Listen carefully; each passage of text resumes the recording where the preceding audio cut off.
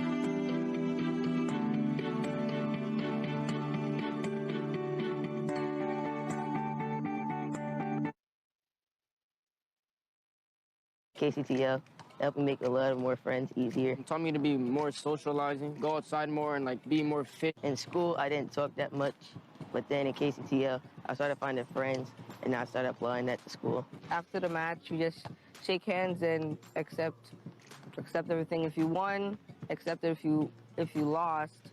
Just remember, you always have a next time to do it over again. So don't take it to heart, because just keep practicing and then maybe you'll win the next time. She's learned through playing tennis that helped her in school is just to have a stronger focus and not to give up mentally when things get challenging, because that's something that I notice they really push her to work through here on the court, and that's definitely helped her at school. Teachers ask me questions and I immediately know the answer, because most of the things that they ask us is the things that they teach us. I like the volunteers.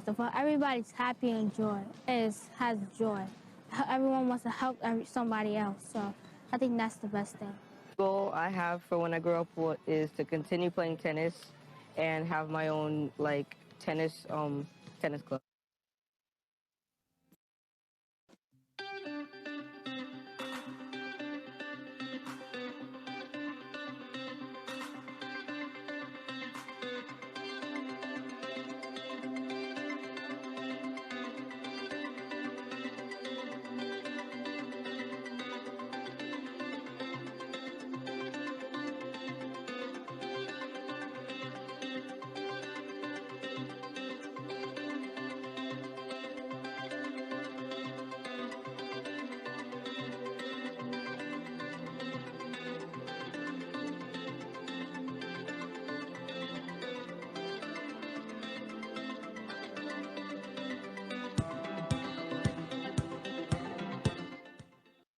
Thanks, Monica, for playing the video, and thanks to you and your team and to Kristen Semple who put the video together. I also want to thank everybody who sent us footage to contribute to that video. Part of what we're doing here at the conference is we are highlighting some of our partner organizations in a few of the sessions, and we have a partner organization we'd like to highlight in this session. So Project Play Western New York is our partner, and Bridget Nyland is the director of Project Play. Being from upstate New York as I am, I have the privilege of working with Bridget. We're actually planning some programs that are hopefully going to be able to start pretty soon here in Western New York and service some kids in under-resourced areas. So they've put together some incredible stuff and some even better stuff, I feel like, during the pandemic to address the needs of kids and coaches and parents during this difficult time. So I wanted to introduce Bridget right now and let her share some information on what Project Play Western New York is all about. Hey, Bridget. Hey, Joe, and thanks for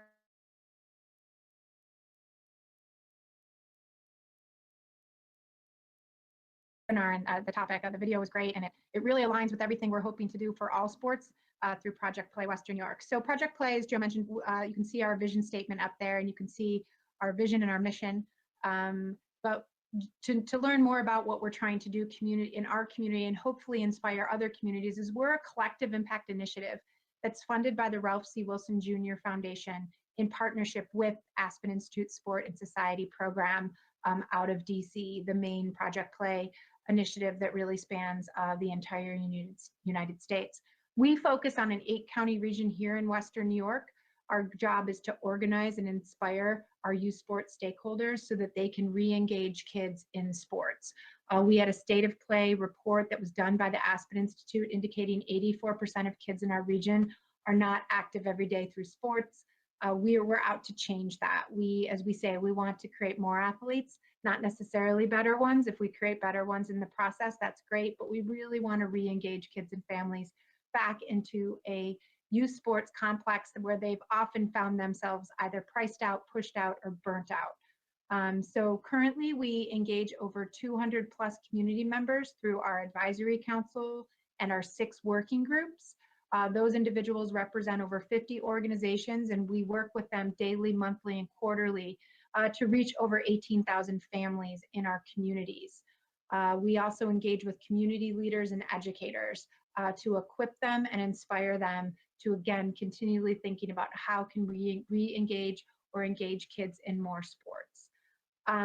In particular, as Joe mentioned, we have a couple different programs that have been launched during the pandemic that have been aimed at bringing more kids in, through sports. We have a play pack initiative that we've distributed over 20,000 play packs throughout Western New York. The play packs include, among other things, 2 tennis balls and a free play deck of cards. Within the free play deck of cards, really what we inspired our working group to do is to find sports such as tennis, such as football, such as basketball, but find within each of those sports, find games that kids could either play with 1 or 2, at most 4 people, that engage themselves in using the equipment, but perhaps using it in a way that is more inspiring and creative for free play that will then draw them into the sport so that they will want to play more tennis or more football. We're big on the flag football initiative in addition to tennis.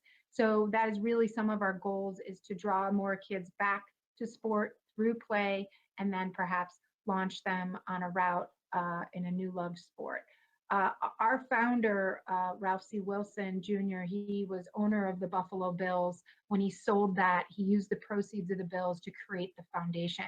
Mr. Wilson was an avid tennis player. He loved tennis. Matter of fact, he met his wife, Mary Wilson, who still spearheads the foundation today and very much the reason why Project Play Western New York exists. So we are constantly trying to explore ways to use the sport of tennis in particular to reach underserved populations and to bring the sport to them, and again, share the love for it and perhaps engage them in something they can be playing all year long. As Joe mentioned, we also have 2 new opportunities that we're launching in partnership with the USTA. We are hoping to engage college tennis programs and their student athletes to go out into the community, especially those that are marginalized, and bring kids to the tennis courts and engage them in some fun tennis play, which again will be a pipeline into the current tennis programs that exist in Western New York. So we welcome you to check us out, and more information. Our resources apply to everyone, even though we're a Western New York-based organization. You can find us at www.projectplaywesternnewyork.org, as well as on all the social media channels as well. So thanks for the opportunity to share information about Project Play, and I'm excited to learn about all the organizations on this webinar and perhaps inspire some ideas to bring back to our region as well. Thank you. Awesome, Bridget. Thanks so much. It's amazing how you've been able to bring all of the stakeholders together in the Western New York community to just basically improve the lives of kids and families. And it's just awesome for us to be able to partner with you to grow the sport of tennis. So thanks so much for being a part of it. We do have a trivia question related to our partner, and that's going to come up at the end when we go to the live Q&A. The first thing we'll do is ask that trivia question. So stay tuned for that. And Bridget may have given a hint as to the answer to that question in her presentation. So we look forward to addressing that at the end. I want to touch on some background information on the National Junior Tennis and Learning Program for a few minutes. The program was created back in 1969 by Arthur Ashe, Charlie Passerelle, and Sheridan Snyder. And their effort was they wanted to create a way to gain and hold the attention of young people in the hopes of teaching them the importance of not just tennis, but character, getting an education, and becoming productive citizens. So one of the great things about the NJTL program is, well, these folks are creating future tennis players and helping kids learn the sport and play the sport and be active.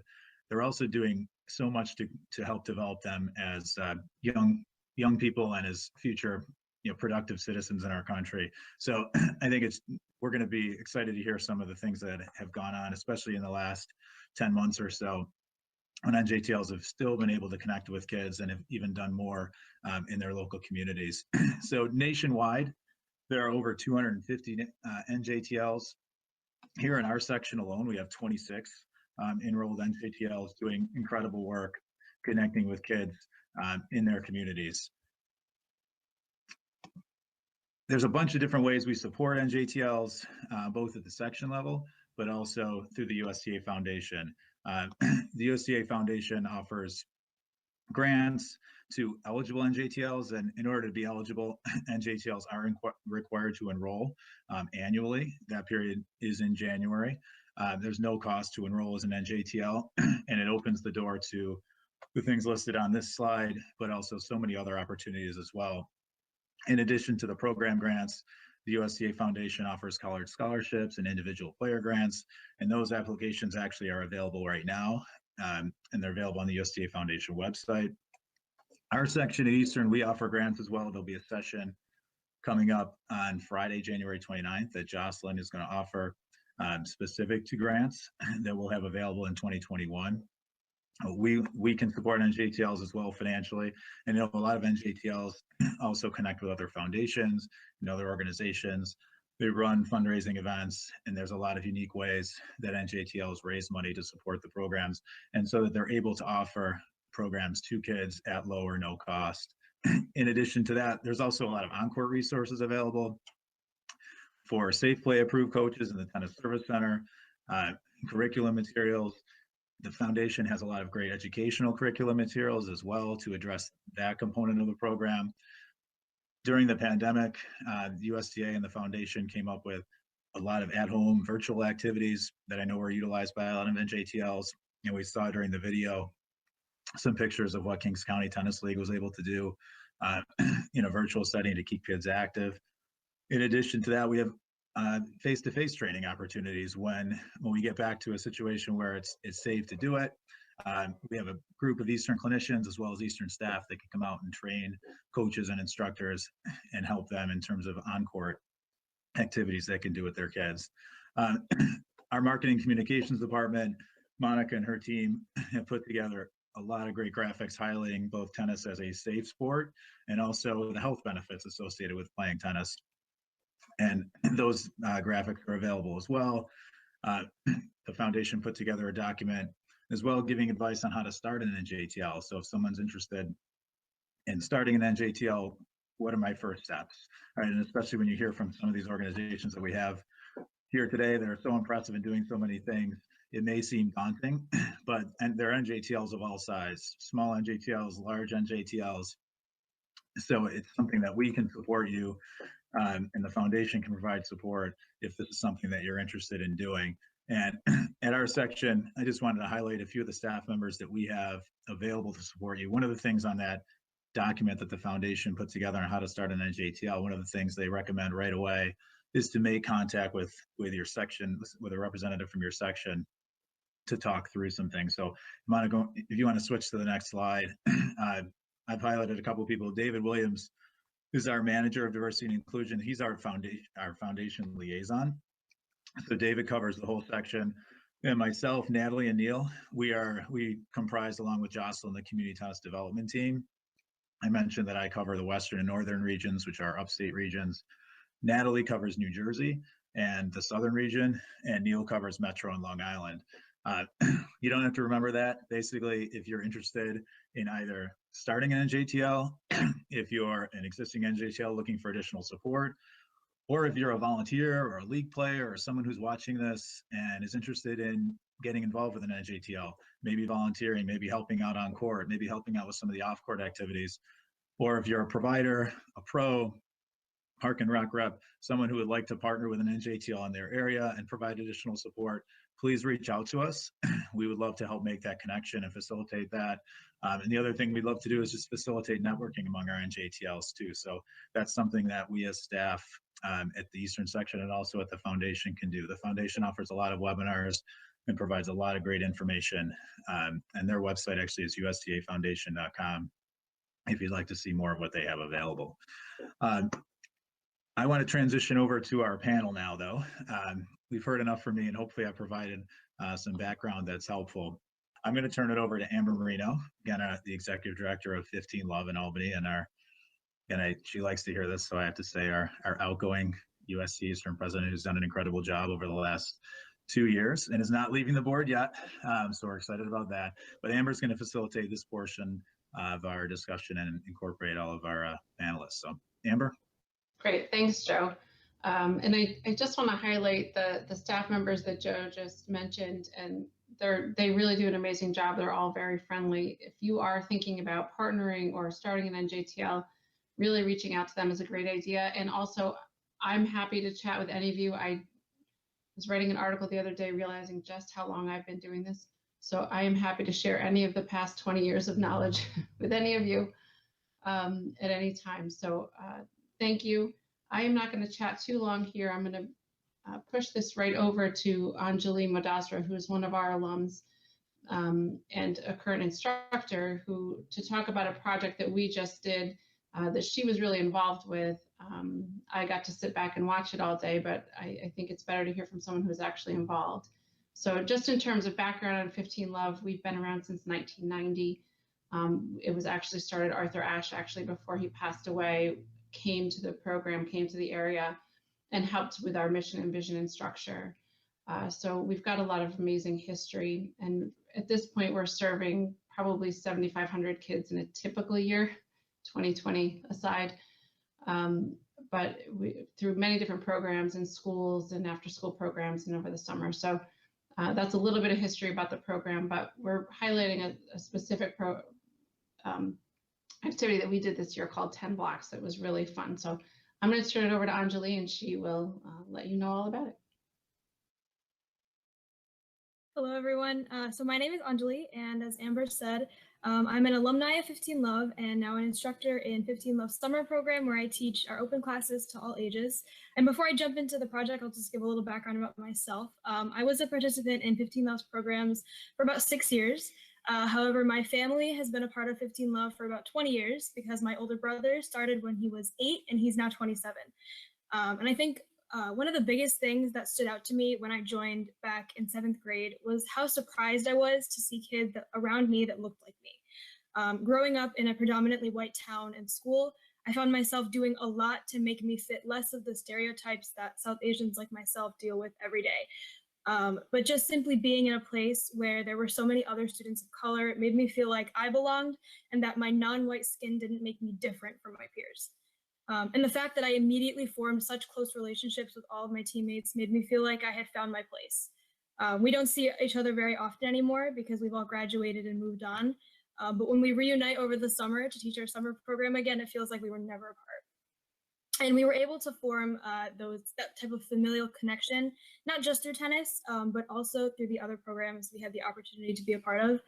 College prep, for example, was a big one. We met for every Friday night, and we would all sit around the big table in our office, having conversations with our education director about study skills, leadership, setting goals, and not procrastinating, among many other important subjects. At the time, I don't think I realized how helpful those conversations and exercises we did were, but now that I'm in the real world, I'm starting to see how those skills are affecting me really positively. For example, I used to be really shy, but being so close with my teammates and having participated in conversations and exercises that helped me with public speaking helped me come out of my shell and get really into the activism and the public speaking that I do now. And so looking back, the fact that I was so surprised with how many of my teammates looked like me made me realize that I want to make equity for all and activism my career.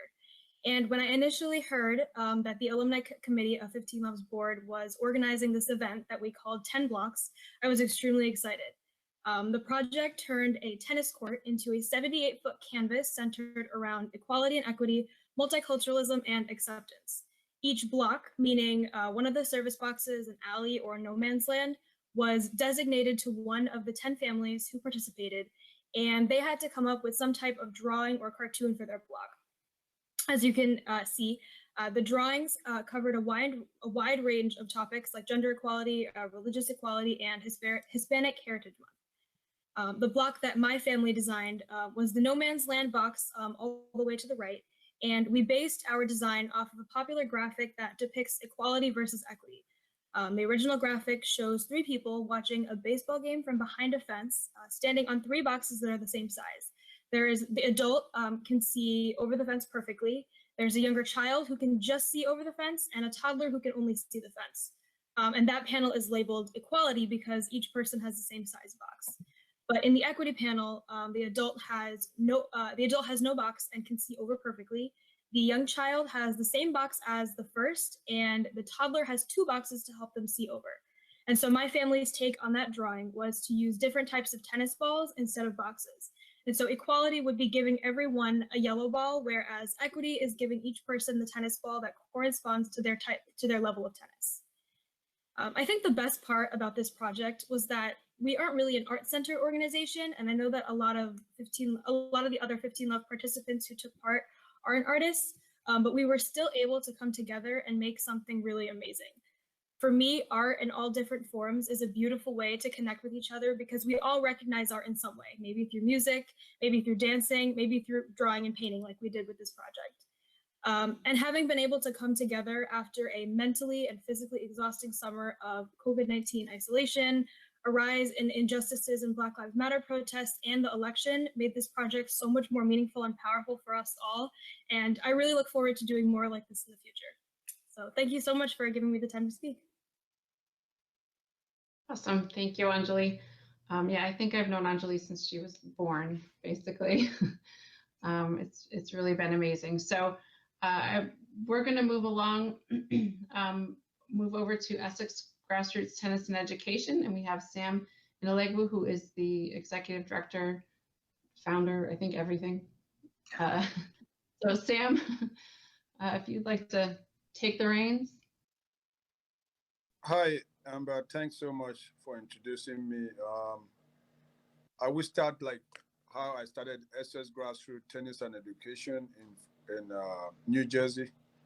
I used to live in Connecticut, in Stamford, Connecticut, and I started working with the Essex Grassroots Norwalk, Essex Grassroots Tennis and Education in Norwalk, Connecticut, with David Kimmer. So he appointed me as one of the site directors. So I was working with a lot of kids that I find out that most of their parents were even in prison, you know, but they were given the opportunity to play tennis. And when I started there, it was so tough for me. Like the kids couldn't listen to me. I was like finding it very tough. But after some time, we became friends. They so much loved me. They were calling me names every time. They just want me, and try to find that I came to realize that these kids had some difficult times, and I came to realize their background, where they came from, and and it became a very special thing in my mind that the education program in Newark were able to offer them scholarship or traveling to other clubs. So when I moved down from Connecticut to New Jersey, I spoke with David, and I told David, it seems like I'm going to have to get a decent kind of foundation organization here in New Jersey. And he told me, yeah. So I would talk about it, and that come up with the Essex Grassroots Tennis and Education here in New Jersey that I founded. And the Essex and Grassroots Tennis and Education has been funded since 2016. And since then, we have run programs in East Orange, Newark, Irvington. We have served over 200 kids. And even with the pandemic last year, we were able to manage through, run summer program and the fall. And it's so exciting, like you can see a lot of kids, they don't have the privilege. And I feel like I came from the same background that originally I'm from Nigeria. I didn't have the opportunity. Having one racket is like, oh, it's like I can keep it for years. Even one tennis ball for me is big, one tennis shoe. So coming here with the opportunity that I have, I feel like I have to see where I can, serve the underprivileged kids that can't afford to go to a real private tennis club. And we've been doing good, and it's been successful, and I can see a lot of kids coming through, in terms of tennis and helping them with their schools, and trying to engage with the local community in Newark, local officials, and also with the recreation department. So it's been very helpful, and our program has been running pretty good here. Yeah, that's all I have for. Thank you. That's great. Thank you, Sam. That's a great story. We are going to move over now to Kings County Tennis League. And I have had the opportunity to work a little bit with Dave, their executive director, over the last couple of years. And I have to tell you, this is just a great organization. They're doing great work. And I've really enjoyed getting to know Dave better and getting to know the organization. So I think you're going to enjoy what they have to say. So Dave, take it away. And Mara, I know will be popping in a minute. Thanks for the introduction, Amber, and thanks USTA Eastern for the opportunity for Kings County Tennis League to be presenting tonight. And it's a pleasure to be with all the other incredible NJTLs here. So just a quick sort of snippet of our mission. So Kings County Tennis League was founded in 2010, and we combine tennis and education to spark the potential of children living in and around Brooklyn public housing. We currently serve, we currently run programming at 6 housing developments in Brooklyn, and they essentially create 6 tennis clubs which form the Kings County Tennis League.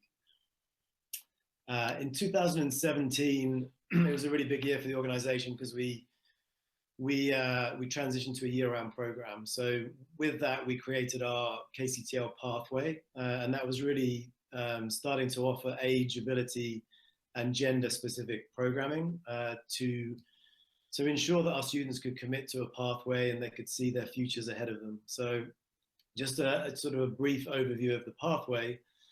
We actually have a Pee-wee program that runs at 3 of our housing developments. We have 3 kindergarten centers at those housing developments. So this is a sort of early introduction to tennis, physical literacy being introduced early, hand-eye coordination, and with the idea that the students have already heard of tennis or seen some of our volunteers and staff, and then they can join our pathway at the age of 5. So really the main entry point to the pathway is the core curriculum. The core curriculum runs in the summer, typically between 14 to 16 weeks, every Saturday morning from 10 till 12. And this runs at all 6 sites simultaneously. So we usually have around 120 to 130 students playing at the same time on Saturday mornings. And this is a really sort of a community involvement. We use the Net Generation community curriculum, which has been a massive help there. And this is where students come together. They meet in larger groups traditionally. And this is their first sort of touch points to the tennis, to the volunteers, and to all of the staff as well. So from there, they can navigate through the pathway. We created an all-girls program called Go Go Girl, which focuses on the female-centered identity and empowerment. All of the volunteers and staff are females there as well. We actually received our funding from the Women's Sports Foundation to launch that program in 2017. We have an upswing program, and the upswing program is actually the only program where it's invite only. So students that really show commitment and a desire to improve, they will be invited into this program. It's not necessarily based on ability. We're looking for the right character of student that really want to sort of take the sport seriously and take the programming seriously. The upswing students, they're offered additional tennis coaching throughout the year, slightly smaller groups, refined coaching. And the idea is we're starting to think about, access into tournaments, competitive play, and just learning a bit more about the industry as well as a whole. Last year, we introduced the VIT program, which is the volunteer in training program, into the pathway. Now, this is for the older students that we're starting to think about training for future volunteers with Kings County Tennis League and working on leadership development so that they can become the role models for the younger students. We want these younger students to look up to the VITs to see where they can get to further down the pathway. And again, we're looking to expose these students into more of the tennis industry through guest speakers coming in, talking to them about potential jobs in the tennis industry outside of coaching. And then finally, we have our mentorship program, which is, obviously the older student. Hopefully by then, lots of the students have sort of graduated to becoming volunteers with us. But there we're going to start focusing on career readiness and college prep. And, really the goal is down the line is our students start become our future staff members as well, which is one of my sort of big goals for the next few years. And so I'm going to hand it over to our communications director, Mara Mazza, to take the next slide. Hi, everyone. For those of you who may know me a little bit, I actually used to work at USTA Eastern, and I became acquainted with Kings County Tennis League when I did a story about them around their award with as a member organization of the year. And as I learned more about this organization, it really spoke to me as, a player, someone who plays in USTA adult leagues, and appreciate Michael McCaslin's intention from his own experience as a competitive junior tennis player. And so he really brought a great mix of, the tennis aspect, and then just remembering that we are very much still a community organization. I'd say 50-50 in terms of how we see ourselves. So I don't know if any of you've met Michael. He kind of stands out like a sore thumb in Brooklyn, with his red hair and his blue eyes. So he definitely needed to go to some lengths to build trust within the communities that we serve. So when he first started and started recruiting volunteers, he went to great lengths and did lots of things like communicating regularly with the parents of the students, developing channels for student recognition. There's really a weak pipeline of opportunities in Brooklyn for play, especially for children of color. And Michael always recognized that growing up as a player, and this was very much a part of his intention in starting his work. Next slide.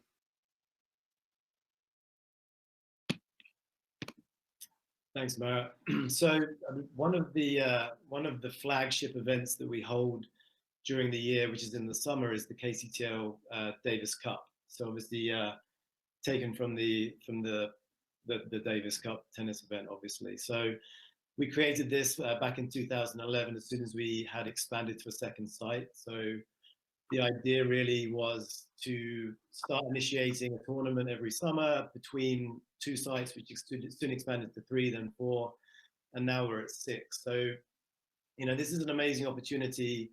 One, obviously, to introduce our students to sort of competitive play in a very safe and healthy learning environment, but it's also a learning opportunity for the students about the world outside of their environment. So 2 weeks prior to the tournament, students are given their own, students vote basically on which countries they're going to represent for each site. So we have currently 6 sites, so 6 countries are selected by the students, and they're basically then tasked with learning interesting facts about the countries, maybe some of the language from the country, and some of the players that have actually represented that country in the Davis Cup, and then their practice as well. So it's a doubles only tournament. So they have 2 weeks prior to learn about the countries, practice in teams, and then the day of the event, which is a really special moment, we basically set it up at the Marcy Playgrounds, which is where KCTL was founded.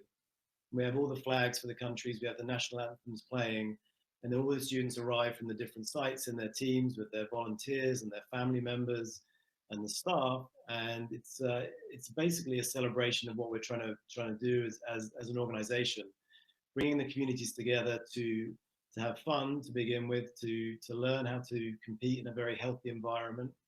So there's a lot of winning, there's a lot of losing, there's a lot of support around from the community.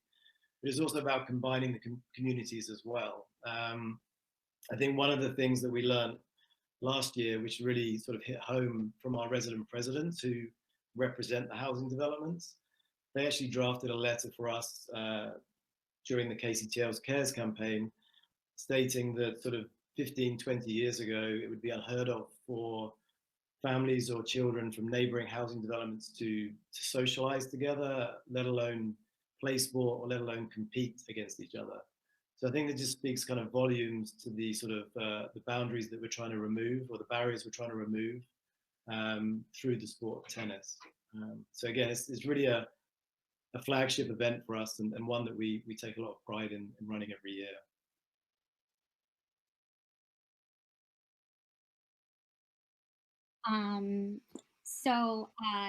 You know, Dave walked you through our very comprehensive pathway. In this past year, though, we had a really amazing opportunity to join Youth Inc., which is basically an incubator for New York-based youth development organizations. You know, this is something we applied for. And in our application, we honed in on why we feel tennis is an ideal medium for positive youth development.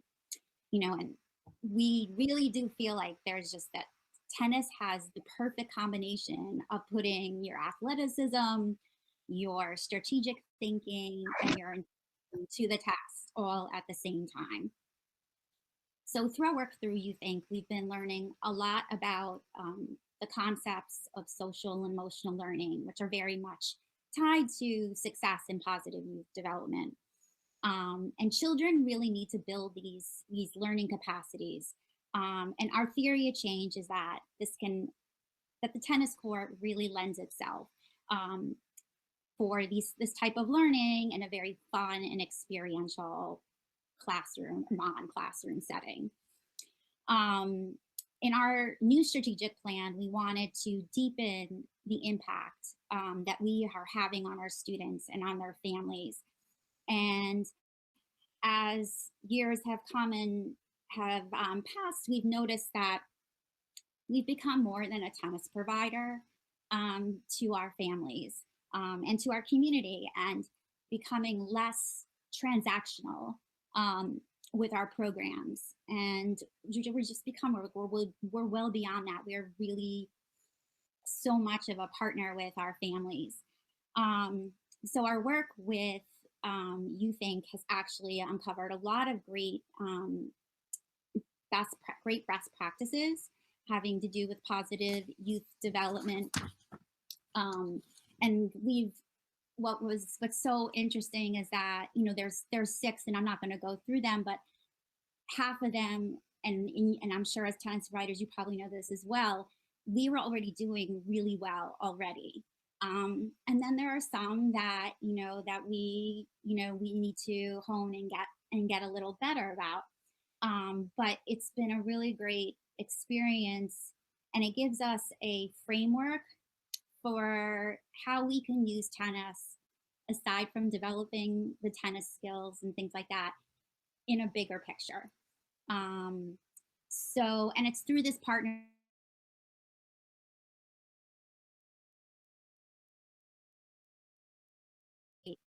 who created this survey to our programs and the impact that they have on our students.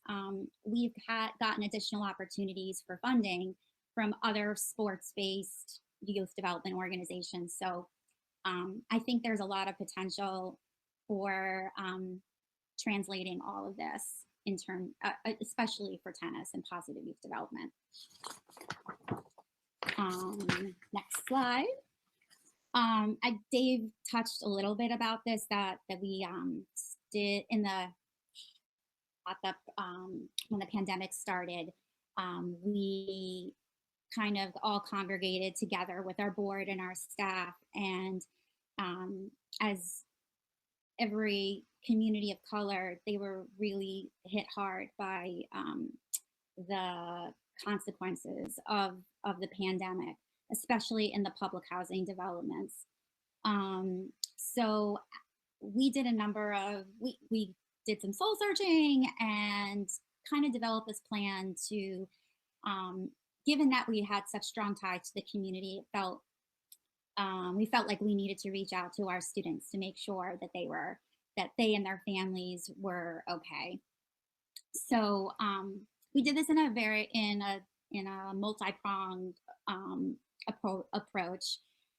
First, we contacted, through our volunteers and some staff, we contacted about 200 families who had either registered for our programming most recently or within the past 18 months. And through that, we asked them, basically asked them how they are, how is virtual learning going, what does work look like right now?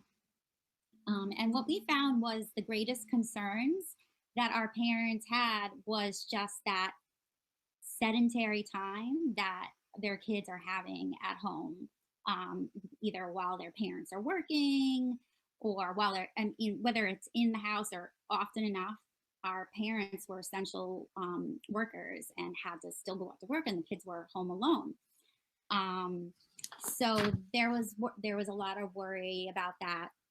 So as we aggregated all this information, we tried to create a response beyond tennis to try to help people through this time and let them know that we are very much here for them. And we did that with partners through grocery deliveries and supermarket and store gift cards. But then again, everyone was so fragmented, and at this time, everybody needed, at a time when people are starving for connection, it was just physically impossible. So that's why our programming department decided to entertain the idea of virtual programming, and Dave's gonna go into that.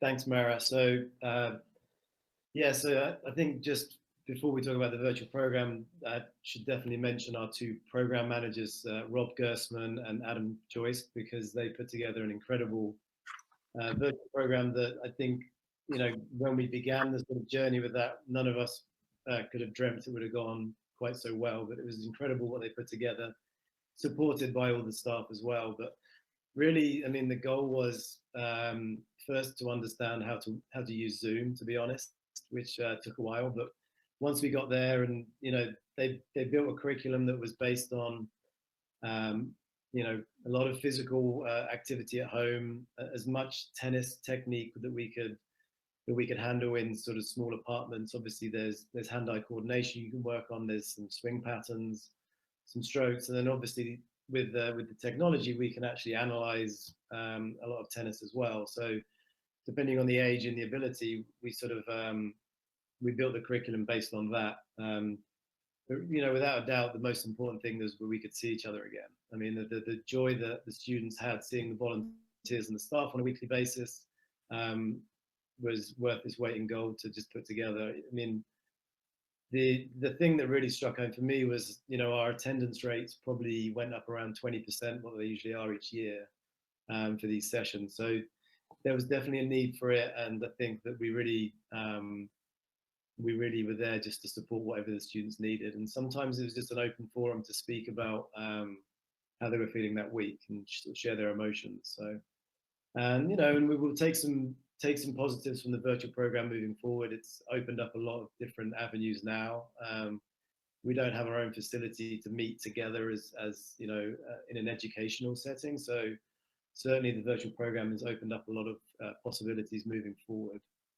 And then finally, obviously, it was a massive relief once we got the green light to go back to the courts from all the CDC and the USTA and the city sort of, we followed obviously very closely all the news coming out when we could return, and we returned in a very safe and sort of methodical way. It's very sort of aware of the safety protocols, and everyone's sort of uneasy at the beginning. But we started with private lessons and semi-private lessons, something that we hadn't offered before, and that was incredible. I mean, everyone wanted to get back on the courts, and you know, I think for the first time really as well, we could really sort of captivate the students one-on-one on the courts, which we hadn't been able to before. So we're probably going to retain elements of that moving forward after the pandemic as well. So it's another positive that we can try and draw from this experience.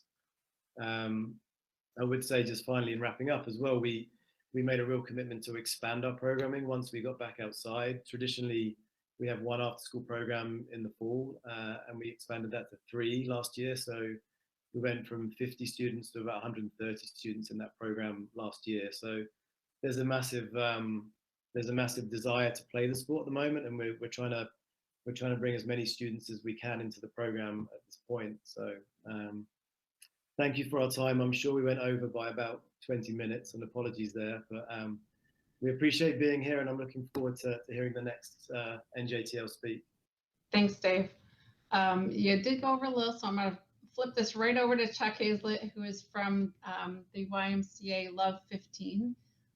For as long as I can remember, we have been confused, 15 Love and Love 15. They're in Rochester, we're in Albany. And from my understanding, Chuck, I don't know that you've been around quite as long, is that we incorporated about a month before you did, so we stole the name. But I'll flip it right over to you, Chuck. Thanks so much for being here. Absolutely. So I'm with the Love 15 program in Rochester. We offer free tennis programming to city residents ages 7 to 17.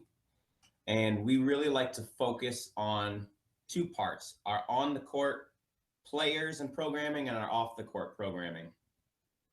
Our on-the-court programming in a traditional year, as well as this year, we have great community partners that we're able to partner with and develop with and really get them involved in the sport of tennis. These partners, mainly it's their first time playing tennis, some of them even holding a racket or introducing them to the sport in general. A couple of the places that we partner with are Mary's Place, Charles Settlement House, and the House of Refuge, which are all nonprofit organizations dealing with either new Americans or Americans that are looking for new housing, or they are challenged in some sort of way economically or dealing with their housing development. So when they come in, they are not familiar really with tennis at all, or even any type of programming that we see or that we deal with. So having them come in has always been, it's a change every year. It's so different because there's so many people from different countries that you don't understand the different cultural barriers typically, or it's always so interesting and inviting, and we try to be welcoming within our program. And with that, one of the things that we really had to look at was our Olympics week, which is usually one of our favorite weeks. But now, since we had so many new Americans coming in, we reevaluated it, and we realized that we weren't doing as much as we needed to. And if you looked at it, while unintentional, absolutely could have been seen as something that was insensitive. So instead of just having people name themselves a country and almost like just represent that country, they had to learn and research and accurately represent that country in a really meaningful way. And that really made our new Americans feel very welcomed, which was great, which was everything we really needed. And it was a big gap that we didn't realize we had until we had pretty much stepped over that boundary. And that was one of our biggest parts in 2019. In 2020, pretty much for everybody, things were different. We weren't able to have our outside programming that we traditionally have over the summer, but we were able to split our programs into what is pretty much two parts, once again. Our on-court programming, in which we had all-day daycare and education, and as well as, of course, the physical education part, which was tennis for families that had emergency workers or essential workers and frontline workers. And we were able to take their kids in, no charge, and so that they could go to work and they could really help our community and not have to worry about what they were going to do, where they were going to put their kids. And they had enough to worry about. And in that, once again, they were all very new program and very new tennis players. So it was great to see the start where they're like, oh, I don't really like tennis and I'm not interested in this, to at the end, just having a ball full of great rallies. And that is really my favorite part, is seeing that development. And that development happens because one of Love 15's strong suits, which is a great peer-to-peer motivation. So coaches and leaders, we can motivate them as much as we want. That's our job.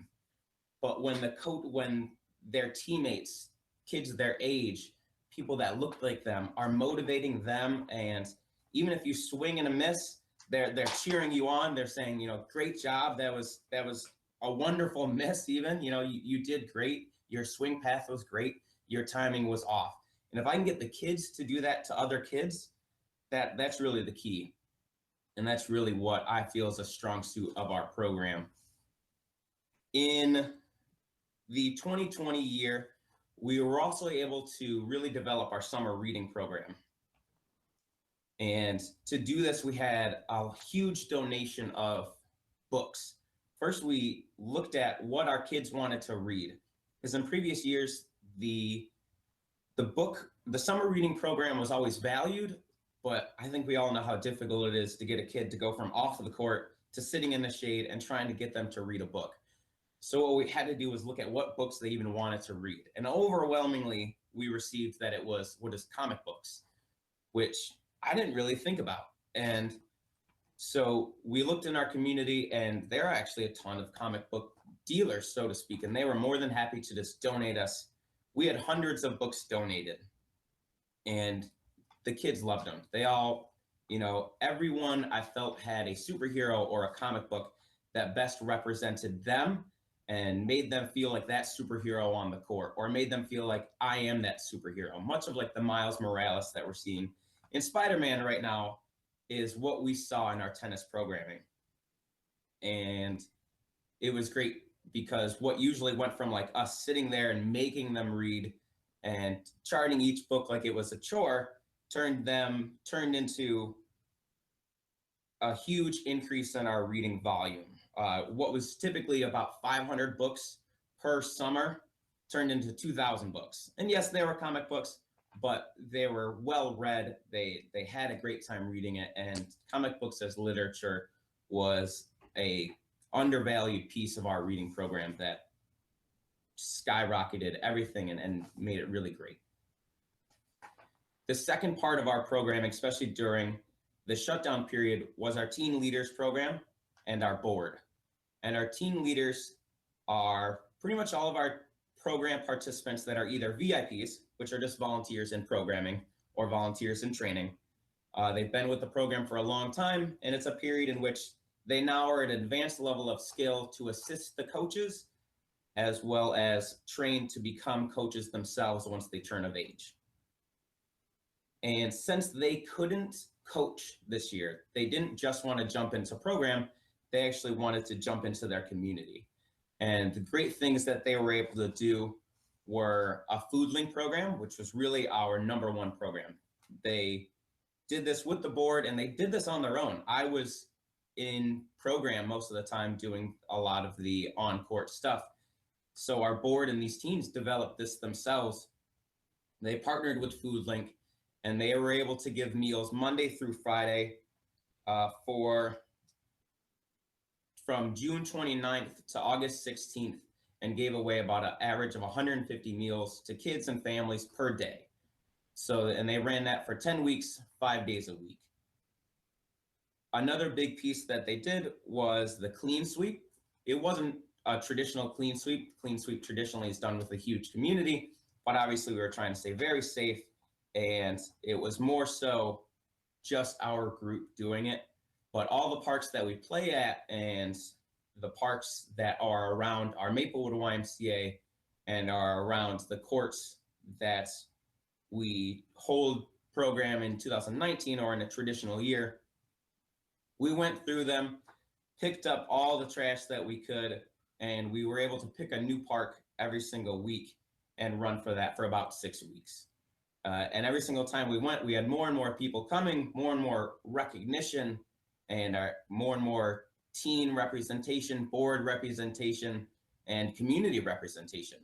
And while maintaining the safety that we were able to maintain with not having great, huge numbers, we weren't able to invite everybody we wanted. It ran so well. We would come back with loads of trash, and it was so nice to see these teens and these kids. It even got younger than the teens. It was pretty much anyone that had been in our program for multiple years or had a brother that was in our teen program or just wanted to see their friends again, were willing to come, put on their mask, and pick up trash and do something really great for their community. Our last big event was our close and coat drive, which, to be honest, I thought was just going to be a very small thing. It was a coat drive really in the middle of the summer, but it was huge. We were able to once again have a great donation from Valenti Sports, which was an organization that got bought out by a larger organization, and they donated pretty much all of their clothes that their new owners weren't going to accept because that wasn't their retailer, but that left open for a lot of Adidas clothes and clothes that everyone wanted to wear. And it wasn't just recycled clothing. This was brand new athletic wear that we were able to just hand out in droves. And we got 15 large totes in total gathered with that donation, as well as from the community. In conclusion of the 2020 year, what I originally thought was, I was so sad that we weren't able to offer our traditional summer camp programming. But what we did do was so much more impactful. And I can't wait to see what we do with it going into the future years, how we're able to keep our community values, develop them further, and implement them into what we have now. That's great, Chuck. Thank you so much. I am going to really quickly move right over to Teresa Bowick, who is the founder of Conkey Cruisers. I know we're going a little bit long here, and Teresa's going to do a great job. She's going to talk to us about a really great Arthur Ashe event. Teresa's Conkey Cruisers is one of our newer NJTLs, so and they're doing really amazing work out in Rochester. So thank you, Teresa.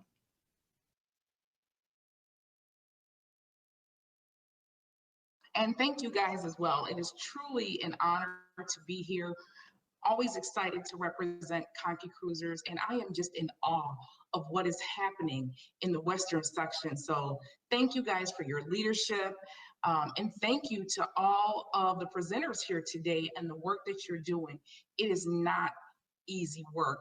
And just to quickly give you guys a quick background of Conkey Cruisers so you can put into context why this event for Arthur Ashe was so important for us. I founded Conkey Cruisers in 2012 after a day out jogging. And I was jogging near Conkey Avenue.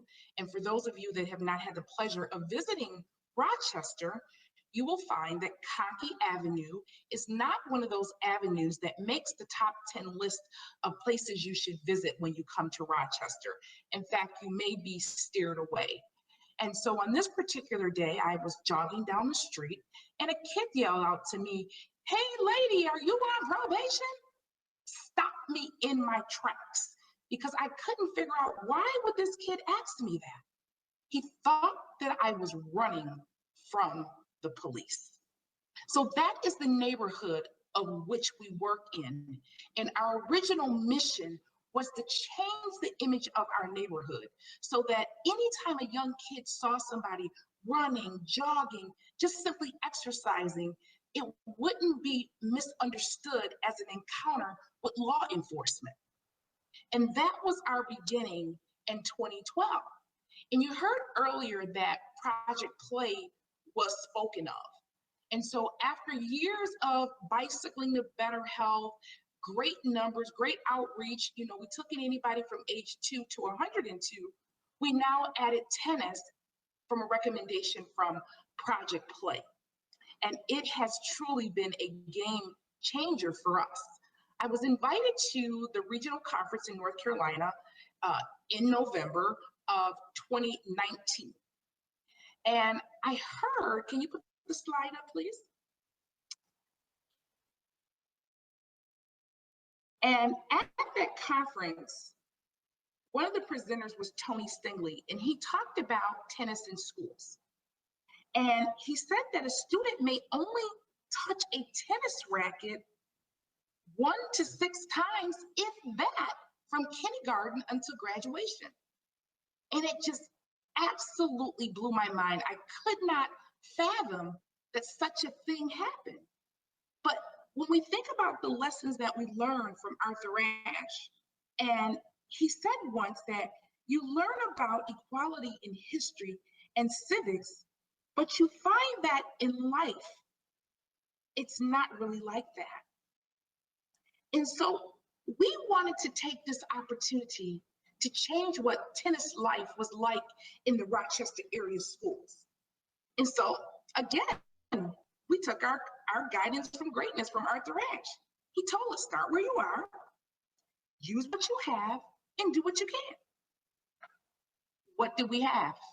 Remember, this regional conference in North Carolina was in November. And so by the time I came back all fired up to change this stat, it's now after Thanksgiving and we're going into December. And I wanted to use the day that Arthur Ashe passed away, February 6th, as the day that we would focus on, because we wanted to show that though Arthur left us on this day, his legacy lives. So the things that we had was that a little bit of time, because now we got about 2 months to pull this thing together, but we had Arthur Ashe. The great thing that happens around the United States in February, it's Black History Month. And so it gave us a time and an opportunity to share his life, but also to do those things that was very important to him, not just teaching young people about tennis, but adding that educational component to it. And so again, we used what we had, we started where we were at, and we created an Arthur Ashe Legacy Lives Day. And we pulled on everybody we knew. So we made it an official day by reaching out to our county legislator and the mayor of our city of Rochester, and we made it an official day. And they proclaimed that February 6th of 2020 would actually be Arthur Ashe Legacy Lives Day in Rochester. So it's an holiday for us. And again, we needed that educational component. So in addition to just teaching young people in our schools how to play tennis and introduce them to the life and legacy of Arthur Ashe, we wanted to bring in those kids that not really interested in tennis. Nah, I don't know about this Arthur Ashe guy. But that rap contest, that I want to be a part of. And so we played on every aspect that we had to us to reach our audience. And there were students that were so eager to create this rap video about Arthur Ashe. It was phenomenal. Even I wrote a quick rap. You know, he was a kid from the hood that wanted kids in the hood. He thought they could, he thought they should pick up a racket made of wood. Now, my rap wasn't all that, but the kids were phenomenal in what they came up with about Arthur Ashe's life. So here we had our educational component, because there were very specific things that had to be included in that rap video. They had to do their work. They had to do some history, because we wanted them to say, well, what did Arthur Ashe do beyond the tennis court? Isn't that what we're talking about today? What was the last country that he was advocating for right before he passed away? Those were things that were important to be a part of the rap video. And the winners of that rap video contest had an opportunity to win a trip to the New York Open. So you see all the glitz and glamour and tennis and rap and fun that we put into an important day to remember a tennis great. And then what? Because we didn't want to just have an event. Conkey Cruisers is not about events. We're about changing lives, giving people, giving kids, giving families the tools they need through cycling and tennis to pursue a healthy and happy. Because many times when we look at the health benefits of tennis and cycling and sports, we forget that happy, that mental health component is equally important. So over the years, that's how our mission evolved to include the happy. And that's what this event was. So what happened after February 6th of 2020? Little did we know what was coming a month later with the COVID-19 pandemic. But what happened was 36 teachers, 33 schools, and 2,000 students introduced to tennis. Our tennis in schools program just skyrocketed, with schools now wanting to have competitive tennis programs that they had not even considered.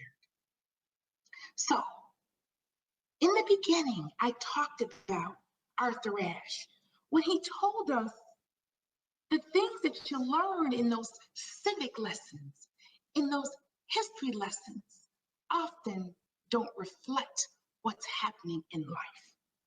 And so I had to put my own spin on that and say to all of our young people, if what you learn about you and your group, if what they saying about you, it don't sit right in your soul, do something. And that's what Arthur Ashe Legacy Lives Day was all about, doing something. Thank you. Teresa, that was really amazing. You have done such amazing things up there. I love this event. And you bring it to life so very well. So thank you very much. We're just going to wrap up here. I just want to say, I'm listening to everybody and a few themes really jump out at me. So for those of you who are really thinking about getting involved with NJTLs, what I heard throughout these presentations were partnerships. So many people working with so many different organizations. They're really vital to all of us. Building trust in our communities, that's a huge deal, right? What Teresa just said, she didn't use that word, but by that event, she built trust in the school system and in the community, and it became so much more. Communication, how important communication is with our kids and our families and with the community around us. And really just reaching out, just making that initial outreach makes such a huge difference.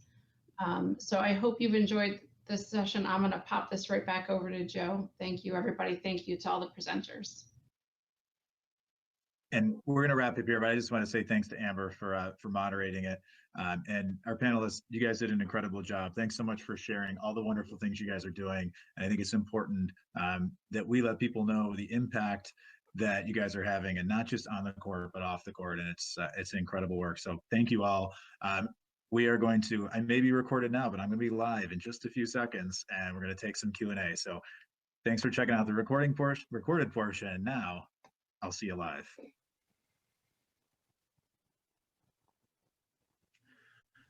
Here I am. I wanted to just reiterate what I said a moment ago and thank all of our panelists for being a part of this. I think there was some great content that was shared, and appreciate everybody's comments in the chat.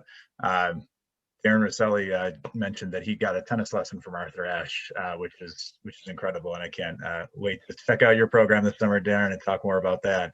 And I did want to say to Teresa, I think your rap was all that. I think it was incredible. I thought about finishing this up with a rap, but I'm not going to do a rap. So I'm just going to ask the trivia question instead. So this trivia question is from Project Play, Western New York. And the prize for the winner is a Buffalo themed swag bag. I think it's going to have mittens, gloves, and some cold weather gear, because unfortunately we all associate Buffalo with cold weather. And right now it's fitting. So the first person to answer correctly in the chat will be the winner, and we'll identify that, and we'll ask that person to send their information to Monica, and Monica's going to put her email in the chat as well. So whenever you're ready, Kristen, we can reveal the Project Play trivia question. So what former NFL owner left a portion of his estate to support the development of youth sports in Western New York and Southeast Michigan? And I think Eileen Beck got it before I even finished the question. And other people are too. So yes, the answer is Ralph Wilson, and Bridget mentioned that. That was back at the beginning of the session though. So we're just testing to see how good your memory is. So yes, Ralph Wilson and the Wilson Foundation are funding all the great work being done by Project Play Western New York. I think we caught all of the questions in the chat. So thank you for that. And Monica, I think you just need, I can get Eileen's information offline and share that with you. Before we close out, remember we have networking on the platform, so feel free to take advantage of that opportunity. And we're not done with the Eastern Tennis Conference yet.